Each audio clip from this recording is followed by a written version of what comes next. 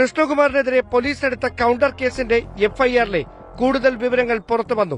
പണം നൽകിയില്ലെങ്കിൽ മാനഭംഗപ്പെടുത്തുമെന്ന് ഭീഷണിപ്പെടുത്തി ലൈംഗിക ചുവയോടെ സംസാരിച്ച് പരാതിക്കാരുടെ വസ്ത്രത്തിൽ പിടിച്ചുവലിച്ചെന്നും എഫ്ഐആറിലുണ്ട്. താൻ ആദ്യം നൽകിയ പരാതിയിൽ അന്വേഷണം നടത്തുന്നതിന് ദിയാകൃഷ്ണയുടെ സ്ഥാപനമായിട്ടുള്ള ഓബയോസിയെ ചുറ്റിപ്പറ്റിയിട്ടുള്ള വിവാദത്തിൽ ഈ 3 പെരിങ്കള്ളികളെ ഈ ഒരു നിമിഷം വരെയും പോലീസുകാർ അറസ്റ്റ് ചെയ്തിട്ടില്ല. എന്തുകൊണ്ടാണ് അത് ചെയ്യാത്തതെന്ന് നമുക്ക് ആർക്കും മനസ്സിലാവുന്നില്ല. ഏകദേശം 69 ലക്ഷം രൂപയാണ് അവിടെ നിന്ന് കട്ടത്. അതിൻ്റെയൊക്കെ തെളിവും കാര്യങ്ങളും എല്ലാം ഇവരുടെ കയ്യിലുമുണ്ട്. പോരാത്തേന് ഇവർ കഴിഞ്ഞ ദിവസം ഒരു വീഡിയോ ഇട്ടിട്ടുണ്ടായിരുന്നു. അതായത് സിന്ധു കൃഷ്ണയുടെ ചാനലിനകത്ത് ഇവർ 3 പേരും അക്സെപ്റ്റ് ചെയ്യുന്നത്, അതായത് ഞങ്ങൾ തെറ്റ് ചെയ്തിട്ടുണ്ട് എന്ന് വളരെ വ്യക്തമായിട്ട് അവർ പറയുന്നുണ്ട്. എന്നിട്ട് പോലും പോലീസുകാർ എന്തുകൊണ്ടാണ് ഇവരുടെ പേരിൽ ആക്ഷൻ എടുക്കാത്തതെന്ന് എനിക്ക് മനസ്സിലാവുന്നില്ല. ഇനി അതും പോരാഞ്ഞ് ഈ 3 എണ്ണം കൂടി കൃഷ്ണകുമാറിന്റെ പേരിൽ കംപ്ലൈന്റ് കൊടുത്തിട്ടുണ്ടായിരുന്നു. അതിനെന്തായാലും എഫ്ഐആർ വീണിട്ടുണ്ട്. ആ എഫ്ഐആറിൽ പറഞ്ഞിരിക്കുന്ന വിവരങ്ങൾ ഞാൻ ഇവിടെ കേൾപ്പിച്ചു തരാം. കൃഷ്ണകുമാറിനെതിരെ പോലീസ് എടുത്ത കൌണ്ടർ കേസിന്റെ എഫ്ഐആറിലെ കൂടുതൽ വിവരങ്ങൾ പുറത്തുവന്നു. പണം നൽകിയില്ലെങ്കിൽ മാനഭംഗപ്പെടുത്തുമെന്ന് ഭീഷണിപ്പെടുത്തി ലൈംഗിക ചുവയോടെ സംസാരിച്ച് പരാതിക്കാരുടെ വസ്ത്രത്തിൽ പിടിച്ചുവലിച്ചെന്നും എഫ്ഐആറിലുണ്ട്. താൻ ആദ്യം നൽകിയ പരാതിയിൽ അന്വേഷണം നടത്തുന്നതിനേക്കാൾ തിടുക്കത്തിലാണ് ആരോപണ വിധേയരുടെ കൌണ്ടർ കേസിൽ മ്യൂസിയം പോലീസ് അന്വേഷണം നടത്തുന്നതെന്നാണ് കൃഷ്ണകുമാറിന്റെ ആരോപണം. ഇവർ കൊടുത്ത കൌണ്ടർ കേസിൽ പറഞ്ഞിരിക്കുന്ന കാര്യങ്ങളാണ് നിങ്ങൾ കേട്ടത്. കാശ് തിരിച്ചു കൊടുത്തില്ലെങ്കിൽ മാനഭംഗപ്പെടുത്തുമെന്ന്. ഇവിടെ ഏത് പൊട്ടന്മാർക്കും ഇത് കണ്ടാൽ മനസ്സിലാക്കാന്നല്ല ഉള്ളോ. പിടിച്ച് നിൽക്കാൻ വേണ്ടി കൊടുത്തൊരു കള്ളക്കേസാണ് ഇതെന്ന്. ഒന്ന് ആലോചിച്ച് നോക്കി, എത്രത്തോളം പെരിങ്കള്ളികളാണ് എന്ന്. ഇത്തരത്തിലൊക്കെയുള്ള വ്യാജ പരാതികൾ കൊടുക്കുമ്പം ശരിക്കും ഒറിജിനലായിട്ട് പരാതിയൊക്കെ കൊടുക്കുന്നവരെയും കൂടിയാണ് ഇത് ബാധിക്കപ്പെടുന്നത്. ഇപ്പം പെണ്ണുങ്ങളെ എന്ത് കേസ് കൊടുത്തു കഴിഞ്ഞാലും ഭയങ്കര പ്രിവിലേജ് ആണെന്ന് പറയുന്നുണ്ട്. പക്ഷെ ഇമാതിരി കള്ളത്തരങ്ങൾ കാണിച്ചുകൊണ്ട് പോകുന്ന ടീമുകളെ അല്ല ശരിക്കും പറഞ്ഞ പോലീസുകാരൊക്കെ സപ്പോർട്ട് ചെയ്യേണ്ടത്. ഈ 3 എണ്ണത്തിനെ പിടിച്ച് അകത്തിടണം. എന്തോരം തോന്നിവാസങ്ങളാണ് ഇവർ എഴുതി കൊടുത്തിരിക്കുന്ന പരാതിയിൽ. ഇനി ഇതിനെ പറ്റിയിട്ട് കൃഷ്ണകുമാർ സംസാരിക്കുന്നുണ്ട്.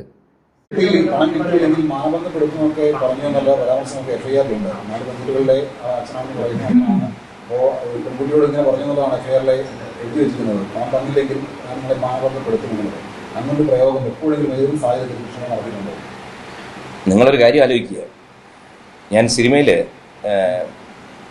നല്ല വേഷവും മോശം വേഷവും ശരി പലതരം സീനുകൾ ചെയ്തിട്ടില്ല. നിങ്ങൾ എവിടെയെങ്കിലും ഒന്ന് ആലോചിച്ച് നോക്കൂ. എന്നെപ്പറ്റി ഇവിടെ പല ആരോപണങ്ങളും ഈ അടുത്ത കാലത്തൊക്കെ വന്നിട്ട് ഏതെങ്കിലും സ്ത്രീ എനിക്കെതിരെ എവിടെയെങ്കിലും അവരെ വാക്കില്ലാതെ നോക്കുകയോ അവരോട് വാക്കില്ലാതെ സംസാരിക്കുകയോ തൊടുകയോ ചെയ്യുന്ന എവിടെയെങ്കിലും ഒരു പരാതി വന്നാൽ നിങ്ങൾക്ക് പറയാമോ? ഈ 56 വർഷത്തിൽ ഞാൻ പറഞ്ഞു, ഞാൻ വലിയ സൂപ്പർ സ്റ്റാർ ഒന്നും അല്ല. കേട്ടല്ലോ. അത് മാത്രവുമല്ല, 4 പെൺകുട്ടികളുടെ ഒരച്ഛനാണ് ഈ ഒരു വ്യക്തി അല്ലേ. അപ്പം ഈ ഒരു വ്യക്തിയെ പറ്റിയിട്ടാണ് വന്നിരുന്നിട്ട് ഇങ്ങനെയൊക്കെയുള്ള തോന്നിവാസങ്ങൾ പറയുന്നത്. അതായത് പുള്ളിയുടെ മക്കളുടെ പ്രായമേ ഉള്ളൂ ആ 3 പെണ്ണുങ്ങൾക്ക്. എന്നിട്ടാണ് അവർ ഇമാതിരി പോകൃത്തരങ്ങളൊക്കെ എഴുതി കൊടുത്തിരിക്കുന്നത്. ശരിക്കും പറഞ്ഞു കഴിഞ്ഞാൽ ഇത്തരത്തിലുള്ള വ്യാജ പരാതികൾ ഒരിക്കലും പ്രോത്സാഹിപ്പിക്കരുത്. എത്രയും പെട്ടെന്ന് ഈ 3 എണ്ണത്തിൻ്റെ പേരിൽ കേസെടുത്ത് ഇവരെയൊക്കെ അകത്ത് കൊണ്ടുവന്നിടണം. അത് മാത്രമല്ല, ഇവളുമാർക്കൊന്നും ജീവിതത്തിൽ ഒരിടത്തും ജോലി കൊടുക്കരുത്. ഒരുത്തി വന്ന് പറഞ്ഞേക്കുന്ന കണ്ട് 2 ലക്ഷം 3 ലക്ഷം രൂപ വെച്ച് കണ്ട് മാസം ഭർത്താവ് അയച്ചു കൊടുക്കുന്നുണ്ട്. പിന്നെ നീ എന്തിനാ അങ്ങോട്ട് ജോലിക്ക് പോകുന്നത്? നക്കാപ്പിച്ച ശമ്പളത്തിന് വേണ്ടിയിട്ട് എന്തോന്നൊക്കെയാണ് വന്നിരുന്ന് പറയണത്. പല സെറ്റുകളിലും വെറുതെ ഇരിപ്പാ, പല ദിവസങ്ങളും ഷൂട്ടിംഗ് ഇല്ലാത്ത ആ ദിവസങ്ങളിൽ പോലും എനിക്കെതിരെ എന്തെങ്കിലും നിങ്ങൾ പറയും. അതുകൊണ്ട് ഈ ആരോപണങ്ങളും എഫ്ഐആറും ഒക്കെ ക്വാഷ് ചെയ്യാനും നമുക്ക് ഇവിടെ കോടതികളുണ്ട്. നമുക്കത് മുന്നോട്ട് പോകാൻ പറ്റും. തെളിവില്ലാത്ത കാര്യങ്ങൾ ഞാൻ പറഞ്ഞല്ലോ. ഇന്ന് തിരിച്ചറിവുള്ള സമൂഹത്തിൽ തിരിച്ചറിവുള്ളവർക്കെതിരെ എന്തും ആരോപിക്കാം. ഒന്നാമത്തെ വിഷയം എടുത്തിടും സ്ത്രീ വിഷയം, അതില്ലെങ്കിൽ ജാതി പരാമർശം, ഇങ്ങനത്തെ കുറേ സാധനം എടുത്തിടും. പക്ഷെ ഇതെല്ലാം ജനങ്ങൾ തിരിച്ചറിഞ്ഞു. കാരണം പൊതുജനത്തിനും ബുദ്ധിയുള്ളവരാ, അല്ലാതെ ജനം മണ്ടന്മാരൊന്നും അല്ല. പ്രത്യേകിച്ച് നമ്മുടെ കേരളത്തിൽ നമുക്ക് പ്രൈമറി എഡ്യൂക്കേഷൻ ധാരാളം കിട്ടിയവരാ, എല്ലാവർക്കും മിനിമം വിദ്യാഭ്യാസം ഉള്ളവരാ. അതുകൊണ്ട് ഒരാഴ്ച 2 ആഴ്ച അല്ലെങ്കിൽ 10 തവണയ്ക്ക് ഇത്തരം കാര്യങ്ങൾ പറയാം. ഇതൊന്നും നിലനിൽക്കാൻ പോകുന്ന കഴമ്പില്ലാത്ത ആരോപണങ്ങളാണ്. കേട്ടല്ലോ, ഇത്രയേ ഉള്ളൂ. സാമാന്യ ബോധമുള്ളവർക്ക് അത് മനസ്സിലാക്കാന്നേ ഉള്ളൂ. കാര്യം ഇത്തരത്തിലൊക്കെ ഉള്ളൊരു വ്യാജ പരാതി കൊടുത്തിട്ട് നിങ്ങൾ ചെയ്തിരിക്കുന്ന കള്ളത്തരം മാറുമെന്ന് ഒരിക്കലും ചിന്തിക്കണ്ട. ഇനി ഇന്നലെ രാത്രി ഈ 3 എണ്ണത്തിൻ്റെ ഒരു എക്സ്പ്ലനേഷൻ വന്നിട്ടുണ്ടായിരുന്നു. മനോരമയ്ക്കകത്ത് ഒരു ഇൻ്റർവ്യൂ കൊടുത്തിട്ടുണ്ട്. അതിനകത്ത് കുറച്ച് കാര്യങ്ങൾ പറയുന്നുണ്ട്.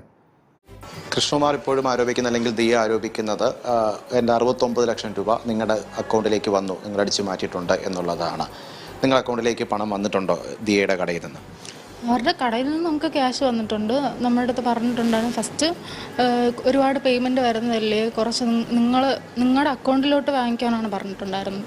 അപ്പോൾ ഞങ്ങളുടെ അക്കൗണ്ടിൽ മേടിച്ച് ദിയേച്ചിക്ക് ക്യാഷായിട്ട് കൊടുക്കുമായിരുന്നു. പിന്നീടാണ് ഞങ്ങളുടെ അടുത്ത് പറയുന്നത് എനിക്ക് ടാക്സ് ഇഷ്യൂ കാരണമാണ് നിങ്ങളുടെ കയ്യിൽ മേടിക്കാൻ പറയും. കാര്യം ചേച്ചിക്ക് ഓൺലൈൻ പേയ്മെൻറ്റ് ചേച്ചിയുടെ കയ്യിലല്ലേ പോകണം, നമ്മുടെ കയ്യിലല്ലല്ലോ. അപ്പോൾ കസ്റ്റമറിൻ്റെ വരുമ്പോൾ അത് നമ്മളാണ് വാങ്ങിക്കുന്നത്. ഏത് മാസം മുതൽ ഇങ്ങനെ പണം നിങ്ങളുടെ അക്കൗണ്ടിലേക്ക് മേടിക്കുന്നുണ്ട്? എനിക്ക് തോന്നുന്നു ഒരു ഓഗസ്റ്റ് മാസം തൊട്ട്.